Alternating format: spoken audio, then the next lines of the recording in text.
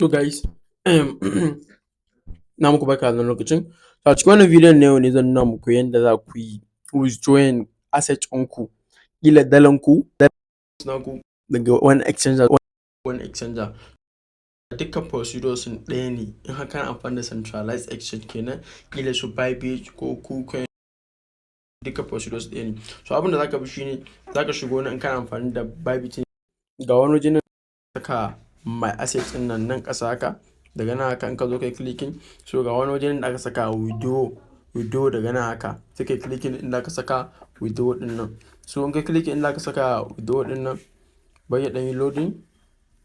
So sai ka zo nan kai searching wani asset ne yake so kai withdrawing. Ina yanzu muna son mu transfer din dala ne, sai mu danna USDT, sai ka danna done. Sorry, mun ga yana mana ga USDT din mana a farko, sai mu clicking din shaka. After min clicking, so zai nuna maka nan kai transferring, kai so nan kai pasting din address, like already a can ka je ka yi copy din address din da za, ko kuma wani ya turo maka da address din da zaka tura, so sai kai copy ka zo nan kai pasting.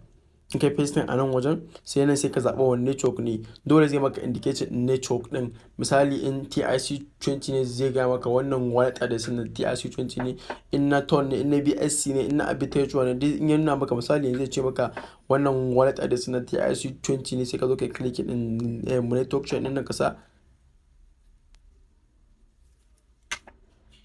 sa TRC20. After ka choosing ka sa TRC20, sai ka danna amount. In ka danna amount, sai ka danna withdraw din nan. Bayan ka danna amount ka yi confirming da komai cewa duk ɗaya ne, bayan ka paste na address din, sai ka danna withdraw din nan. In kuma zaka tura ne zuwa like wani wanda state from Bybit to Bybit, so nan kawai zaka zo kai clicking ka saka ko email din shi ko phone number shi ko UID din shi. After ka sa nan, sai ka zo ka danna amount anan. After ka sa amount anan wajen, sai ka danna withdraw. Ina fatan guys kun understand din wannan video.